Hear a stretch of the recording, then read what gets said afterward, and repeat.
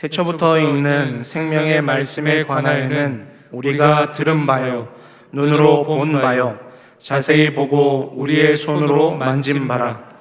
이 생명이 나타나신 바 된지라. 이 영원한 생명을 우리가 보았고 증언하여 너희에게 전하노니 이는 아버지와 함께 계시다가 우리에게 나타나신 바 된 이시니라. 우리가 보고 들은 바를 너희에게도 전함은 너희로 우리와 사귐이 있게 하려 함이니 우리의 사귐은 아버지와 그의 아들 예수 그리스도와 더불어 누림이라. 우리가 이것을 쓰면 우리의 기쁨이 충만하게 하려 함이니라. 아멘. 할렐루야. 우리 좌우 앞뒤 좌우에 계신 분들하고 이렇게 인사 나누겠습니다. 주님의 이름으로 사랑하고 축복합니다. 우리 한 번 더 인사 나누실 텐데 이렇게 인사했으면 좋겠습니다. 기쁨이 넘치는 삶을 살아가십시오. 한 번만 더 하겠습니다. 한 번만. 우리는 그리스도인입니다. 아멘.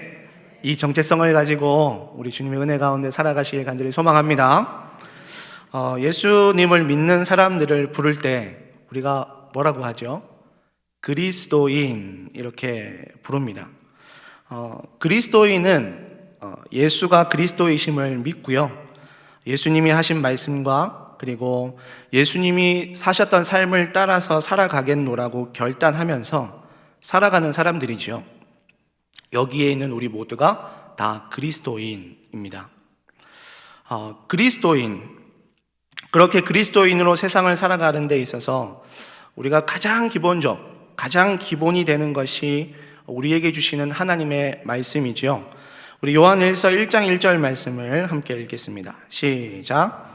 태초부터 있는 생명의 말씀에 관하여는 우리가 들은 바요, 눈으로 본 바요, 자세히 보고 우리의 손으로 만진 바라. 아멘.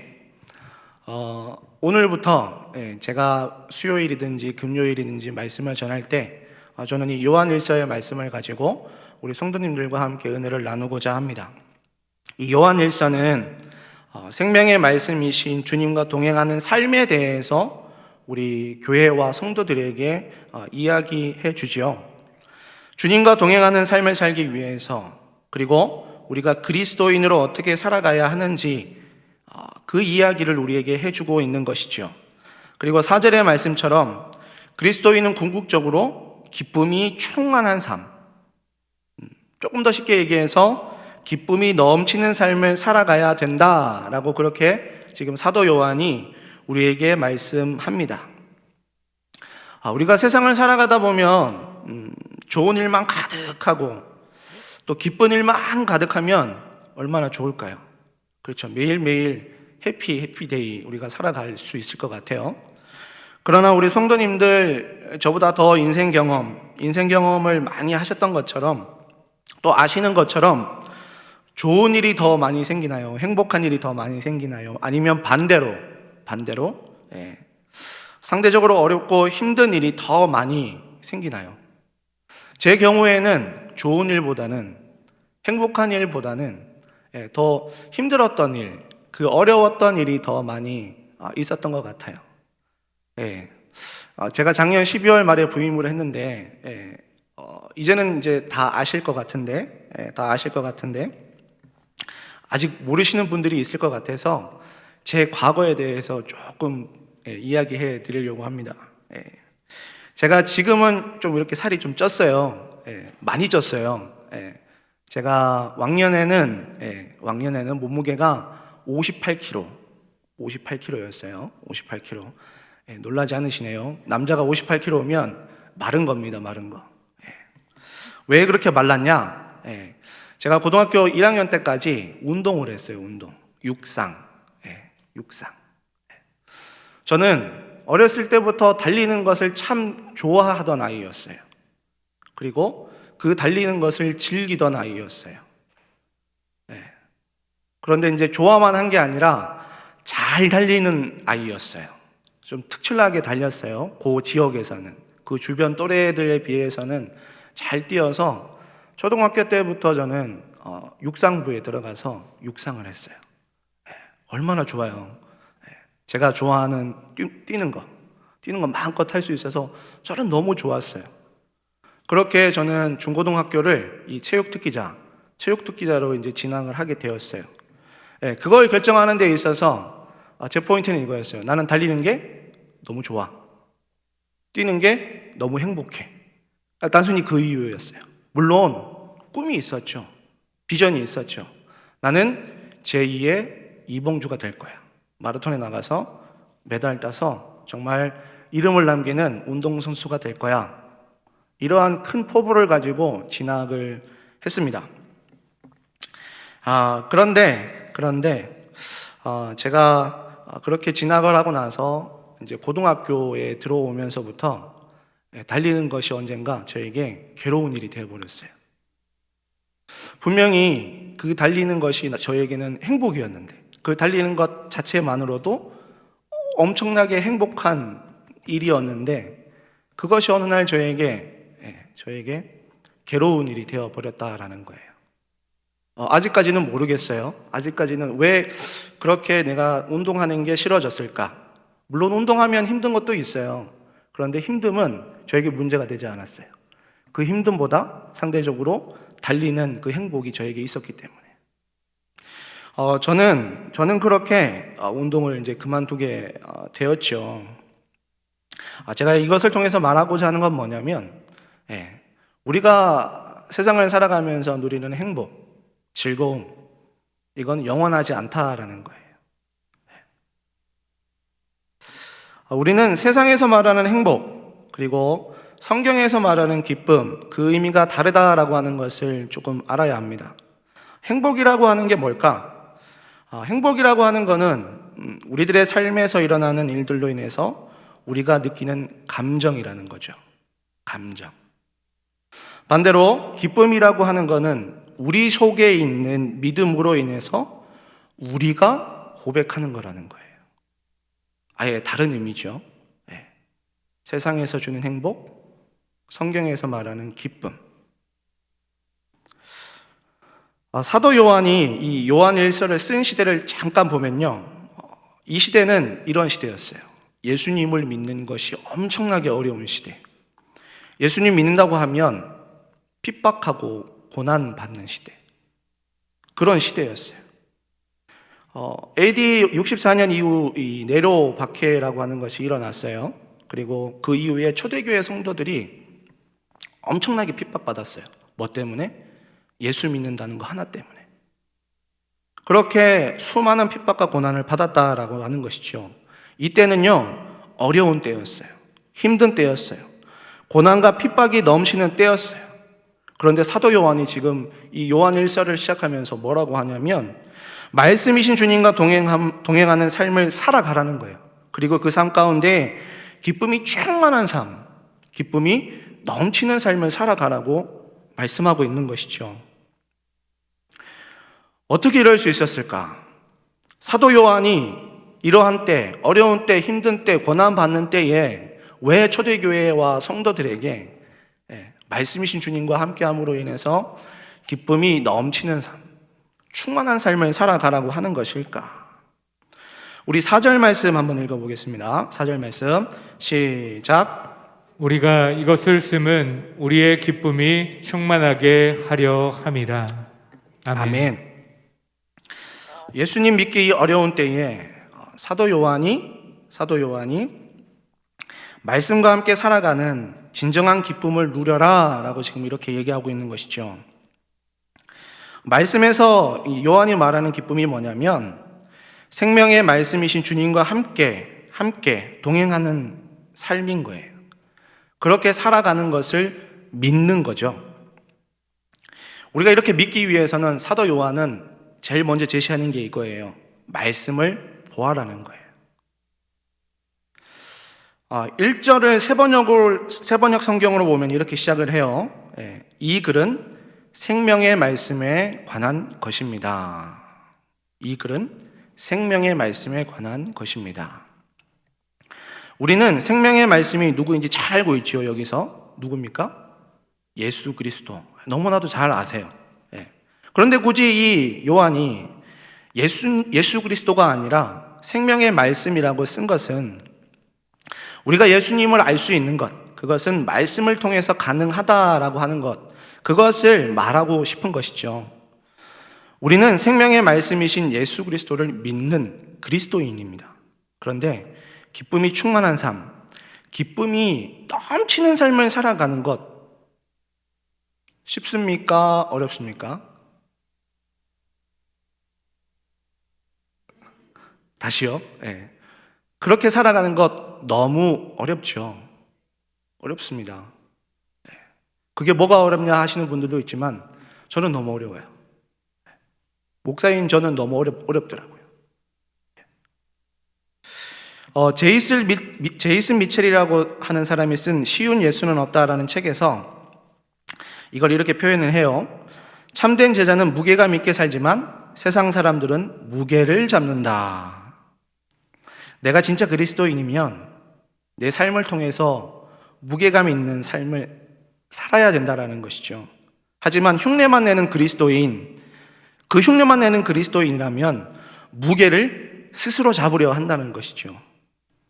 내가 진짜 그리스도인이면 기쁨이 넘치는 삶을 살아간다는 것입니다. 하지만 흉내만 내는 그리스도인이라면 기뻐하려고 스스로 노력하는 삶을 살아간다는 것이죠. 우리의 기쁨은 어디서 오는 것일까? 요한복음 19장에 보면 예수님이 십자가에 죽으시기 전에 요한을 자신의 어머니에게 부탁을 하는 장면이 나와요. 예수님의 그 부탁에 요한은 예수님의 어머니를 모시고 살았다라고 그렇게 27절에 말씀합니다. 성경을 보면 예수님의 어머니가 언제 죽었다 이런 기록은 없어요. 그런데 역사적인 자료를 통해서 예수님의 제자 중에 가장 오래 살았던 사람이 누구냐면 이 사도 요한이에요. 사도 요한. 한 90세 정도까지 살았다라고 해요. 그 기간을 살면서 아마 상당 기간 이 요한이 예수님의 어머니를 모시고 살았을 것이라고 짐작해 볼 수 있어요. 그런데 이제 요한의 입장에서 보면 이 시간이 어떤 시간이었냐 물어봤을 때에 요한은 참 힘든 시간이었다라고 대답했을 것 같아요. 왜냐하면 다른 제자들은요 마가의 다락방에서 성령 체험을 했어요. 그리고 복음 전파의 활동을 감당했죠. 그리고 어떤 제자는 순교당하는 영광을 누렸어요. 그렇게 다른 제자들이 다 이름을 날릴 동안에 요한은 뭐 하고 있어요? 뭐 하고 있죠? 예수님의 어머니를 모시고 이름 없이 빚도 없이 무명의 시간을 보내고 있었다는 것이죠. 수십 년간 무명의 시간을 보내야 했다는 것입니다. 요한에게 있어서 그 시간은 참 힘든 시간이었을 거예요. 제가 충일교회 와서 제 주 사역은 어디냐면 저기 우리 준3층에 보시면 방송실이 있어요. 네, 보이지 않는 자리에서 이름 없이 빚도 없이 그렇게 섬기고 있습니다. 네. 처음에는 그게 힘들었어요. 굉장히 힘들었어요. 네.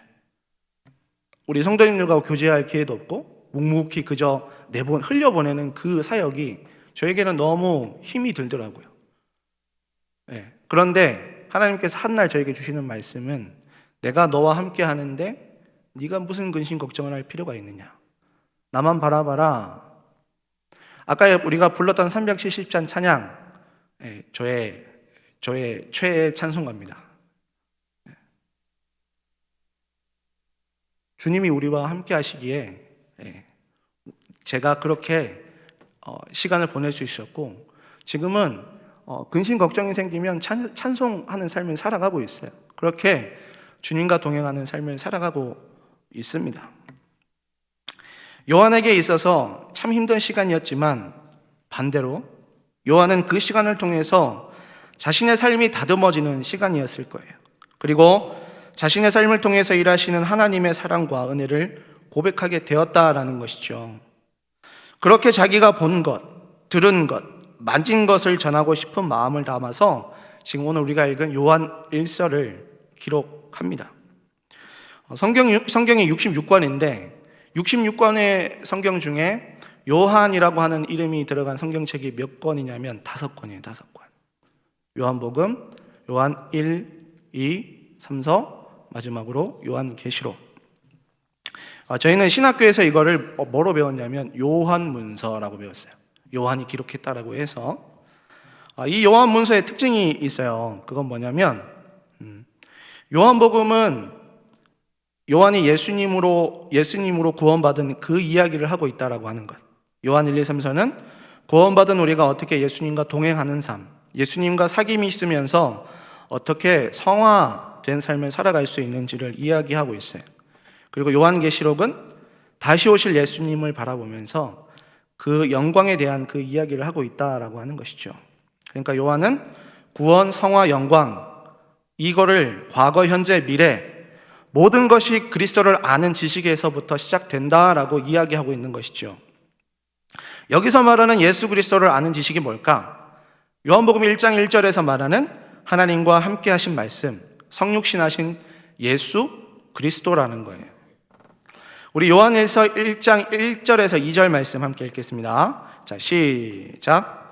태초부터 있는 생명의 말씀에 관하여는 우리가 들은 바요 눈으로 본 바요 자세히 보고 우리의 손으로 만진 바라. 이 생명이 나타내신 바 된지라. 이 영원한 생명을 우리가 보았고 증언하여 너에게 전하노니 이는 아버지와 함께 계시다가 우리에게 나타나신 바 된 이시니라. 아멘. 요한은 이렇게 성육신하신 예수님을 전하고 싶었던 거죠. 그렇게 자신이 보고 듣고 만진 예수 그리스도에 대해서 이야기하고 있는 거예요. 주님이 성육신하신 이유를 축복이라는 책에서는 이렇게 소개를 하는데요. 무언가를 이해하려면요, 그게 돼야 된다라고 해요. 그게 뭐냐면 말씀이신 주님이 우리를 이해하고 우리와 함께 하시기 위해서 사람의 몸으로 이 땅에 오셨다는 거죠. 우리를 이해하기 위해서. 히브리서는 이거를 어떻게 표현하냐면 어제나 오늘이나 내일이나 영원토록 동일하신 분, 이렇게 표현을 해요. 따라서 우리가 누리는 기쁨은요, 성육신하신 주님, 말씀이신 주님 때문이라는 것을 믿어야 된다라는 거예요. 우리가 성육신하신 주님을 구주로 믿고 죄 사함을 받는 그 순간 우리가 누리게 되는 게 뭡니까? 구원의 기쁨이라는 거예요. 그런데 여기에 문제가 하나 있죠. 우리가 그 구원의 기쁨을 너무 빨리 잊어버린다라는 거예요. 우리 요한일서 5장 13절의 말씀을 함께 읽겠습니다. 시작. 내가 하나님의 아들의 이름을 믿는 너희에게 이것을 쓰는 것은 너희로 하여금 너희에게 영생이 있음을 알게 하려 함이라. 아멘. 이 요한일서를 쓴 목적이에요. 사도 요한이 이 요한일서를 쓴 목적이 여기 5장 13절인데 하나님의 아들을 믿는 믿음이 있어요. 그런데 영생이 있다는 사실을 몰랐기 때문에 그렇게 모르고 살아가고 있다는 것을 알려주기 위해서 이 요한일서를 썼다라는 거죠.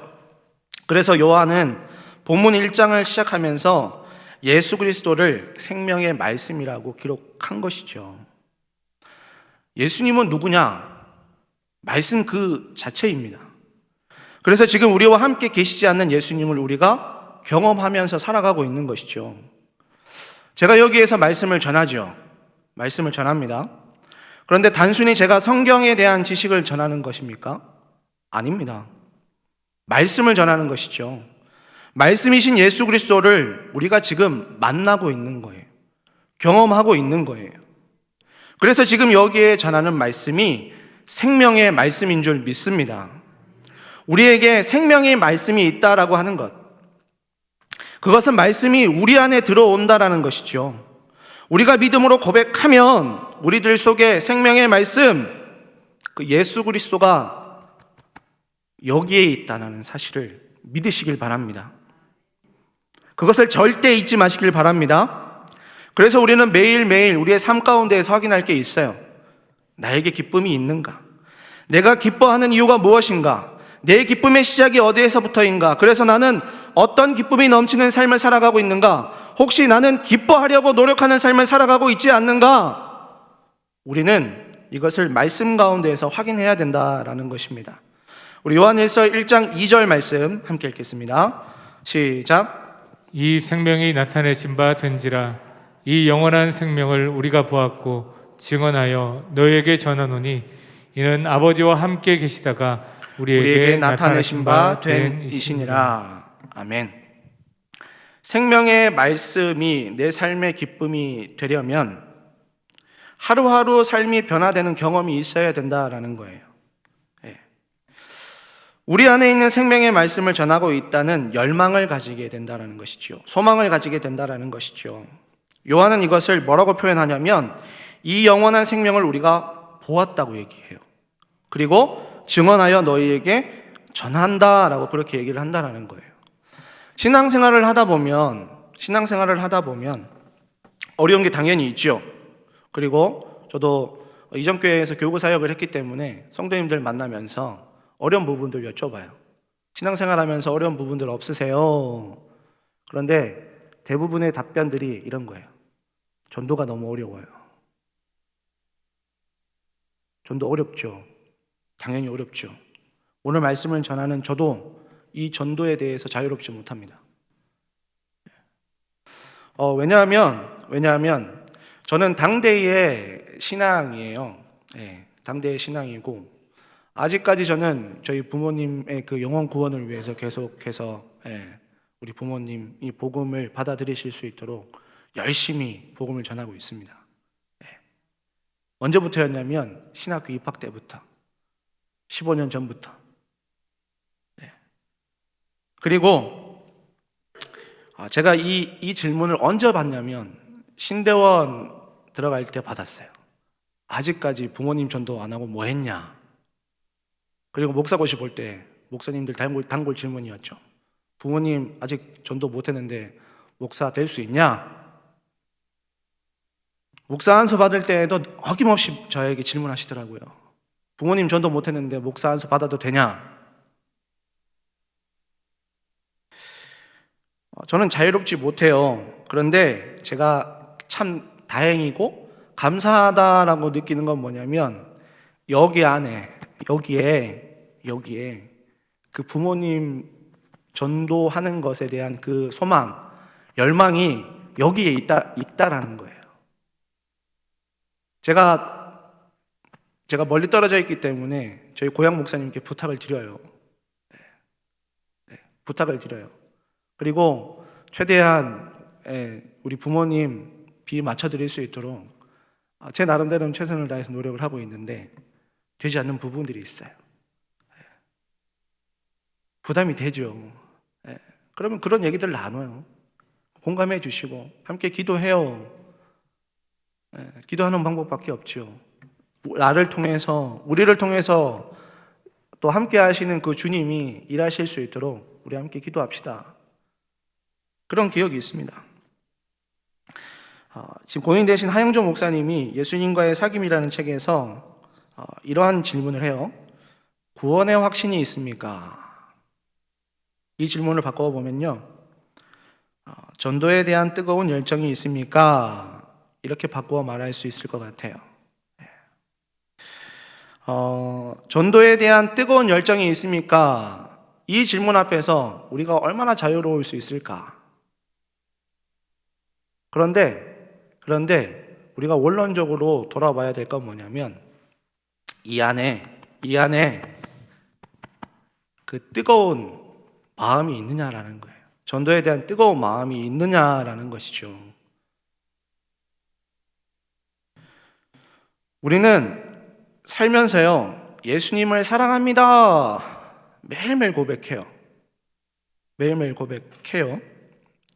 그런데 그 고백이 내 삶, 우리의 삶을 변화시키지 못한다면 요한 1서 1장 10절에서는 뭐라고 얘기하냐면 생명의 말씀이 우리 안에 없다는 것을 이야기해요.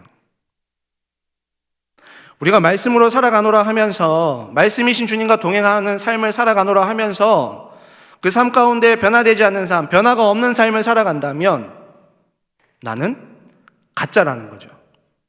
그 사람은 가짜라는 거죠. 우리가 그렇기 때문에 말씀을 더욱 붙잡아야 되는 이유가 여기에 있는 것이죠. 사도 요한은 그런 마음을 담아서 우리에게 지금 이 요한 1서를 쓰고 있는 거죠. 그렇게 말씀 가운데 우리는 매일매일 스스로에게 이렇게 질문해야 돼요. 생명의 말씀이 내 안에 있는가? 생명의 말씀이 나를 변화시키는 삶을 경험하면서 살아가고 있는가? 생명의 말씀을 통해서 기쁨이 넘치는 삶을 살아가고 있는가? 매일매일 우리의 삶을 점검해 보아야 된다는 것이죠. 우리 요한일서 1장 3절 말씀 함께 읽겠습니다. 시작.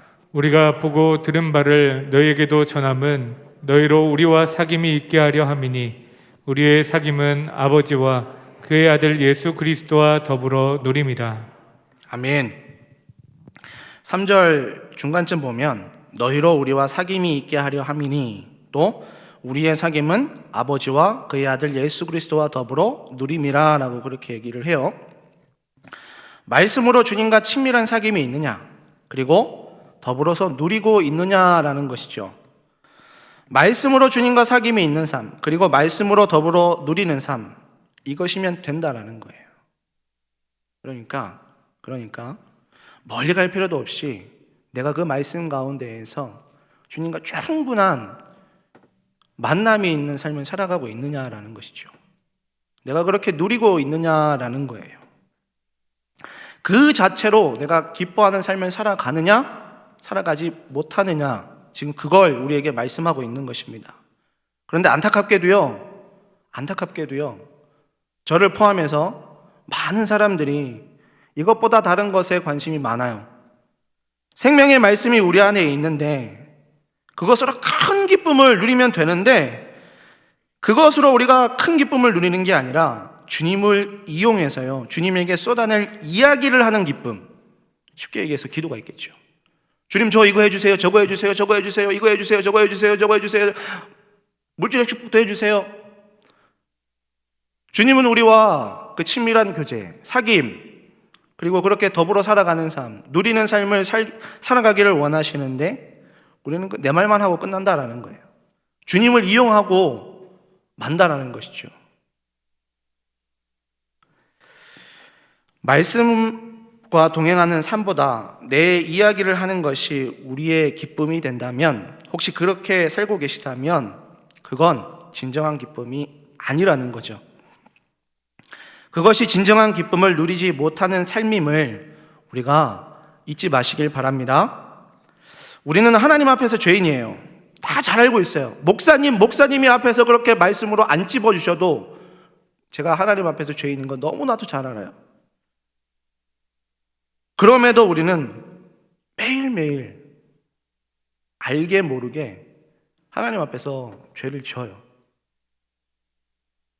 그 이유가 뭘까? 사도 요한은 주님과의 친밀한 사귐이 없고 내가 혼자라고 느껴질 때 죄가 우리 안에 들어오기 시작한다라고 그렇게 얘기를 하죠. 주님과의 친밀한 교제를 갖는 것, 우리에게 너무나 소중하다라는 거예요. 우리가 주님과 진정한 사귐이 시작되면 우리의 연약함이 하나님 앞에 드러난다라는 것이죠. 우리 스스로 하나님 앞에서 우리의 연약함을 내려놓는다라는 것이죠. 하나님 앞에 고백한다라는 것이죠. 우리는 그렇게 내 능력보다 나를 통해서 일하시는 주님을 경험하게 된다라는 거예요. 그렇게 살아나가는 삶 가운데에서 사도 요한은 우리에게 뭐라고 얘기하냐면 4절 말씀 한번 다시 읽도록 하겠습니다. 시작. 우리가 이것을 쓰면 우리의 기쁨이 충만하게 하려 함이라. 아멘. 구원받은 사람의 특징이 있다는 것 아세요? 네. 우리 안에 그 생명의 말씀이 있을 때 우리에게 그 자체가 기쁨이 되는 삶을 살아간다라는 거예요. 그 기쁨이 넘치는 삶이 우리의 삶의 외형적인 모습 가운데서 나타난다라는 거예요. 제가 충일교회 와서 너무 감사한 게 있었어요. 그건 뭐냐면 제 입술 가운데에서 우리 주님을 찬양하는 고백이 끊이지 않는다라는 거예요. 목사님 뭔 생뚱맞은 말씀을 하세요. 목사님 저기 계시다면서요. 저기 있어도 충분히 그 입술 가운데에서 하나님을 찬양하는 삶 살 수 있습니다. 제가 차를 타든지 교육자실에 있든지 이런저런 사역을 하다 보면 제 입술에서 찬양의 고백이 끊이지 않는다라는 것을 어느 순간 어느 날 깨닫게 됐어요. 근데 더 재밌는 건 뭐냐면 꼭 제 옆에 우리 목사님 중에 한 분이 계시더라고요. 그게 누구냐면 조성환 목사님. 제가 찬양을 고백하잖아요. 주님을 찬송하면서 할렐루야 할렐루야 하면 조성환 목사님이 그때 딱 질문을 하세요. 어떤 질문이냐면 진짜?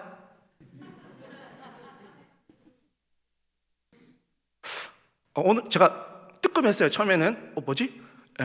그런데 그게 반복되다 보니까 이거 너무 감사한 일이구나. 내 입술 가운데에서 그 진심을 담은 고백이 넘쳐나는 삶을 살아가고 있구나. 이것을 발견하게 되었다라는 것이죠. 우리가 살아가는 동안에 주님과 동행하면서 매일매일 기쁨이 넘치는 삶을 살아가는 것 너무 중요합니다. 제가 너무 감사한 게 이거예요. 제가 누리고 있더라고요. 사역이 많은 가운데서도 힘든 가운데서도 하나님을 찬양하는 것, 하나님이 나와 동행한다라는 사실을 그 찬송의 고백으로 하나님 앞에 올려드린다라고 하는 것 너무 감사한 일이더라고요. 이렇게 나타나게 되어 있다라는 거예요. 외형적인 모습으로 열매 맺는 삶으로 나타나게 된다는 것입니다. 오늘 우리는 이 요한 1서의 말씀을 통해서 함께 좀 도전해 봤으면 좋겠어요. 코로나로 참 힘들죠. 코로나로 참 어려워요. 힘들어요. 알고 있습니다. 그래서 기도하고 있습니다. 그럼에도 불구하고 우리는 역설적으로 살아가야 된다라고 하는 것. 주님과 함께 동행하면서 매일매일 기쁨이 넘치는 삶, 기쁨이 충만한 삶을 살아가야 된다라고 하는 것. 우리가 이 사도 요한의 이 말씀, 사도 요한의 권면을 우리가 잊지 않았으면 좋겠습니다.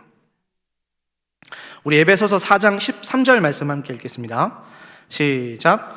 우리가 다 하나님의 아들을 믿는 것과 아는 일에 하나가 되어 온전한 사람을 이루어 그리스도의 장성한 분량이 충만한 데까지 이르니니. 아멘. 우리 사랑하는 충일 성도님들, 우리는 아까 처음에 서로 인사 나눴던 것처럼 그리스도인이에요. 예수님이 그리스도이신 것을 믿는 믿음, 그 믿음 가운데 확신하면서 살아가는 사람들이 다른 누가 아니라 여기 있는 우리라고 하는 거예요. 나아가서 생명의 말씀이 내 삶이 되기를 소망해야 된다라고 하는 것이죠. 그 가운데에서 우리가 결단했으면 좋겠어요. 주님, 내가 주님과 함께함을 믿습니다. 내 삶 가운데에 그 믿는 삶이 열매 맺는 삶 되기를 원합니다. 힘들지만 어렵지만 코로나로 정말 죽을 것 같지만 그 가운데에서 주님이 나와 함께 하시기 때문에 내가 기뻐할 수 있습니다. 주님이 나의 기쁨의 이유 되십니다. 그런 고백들이 넘쳐나는 우리 충일교회 가족들 되시길 간절히 바라겠습니다. 유진 피터스는요, 이 메시지 성경에서 4절 말씀을 이렇게 표현했어요. 우리가 이 편지를 쓰는 목적은 여러분들도 이 사귐을 누리게 하려는 것입니다. 그러면 여러분의 기쁨으로 인해 우리의 기쁨이 2배가 될 테니까요. 다른 사람이 기쁨을 누리게 되면 우리는 기쁨을 2배, 4배, 8배.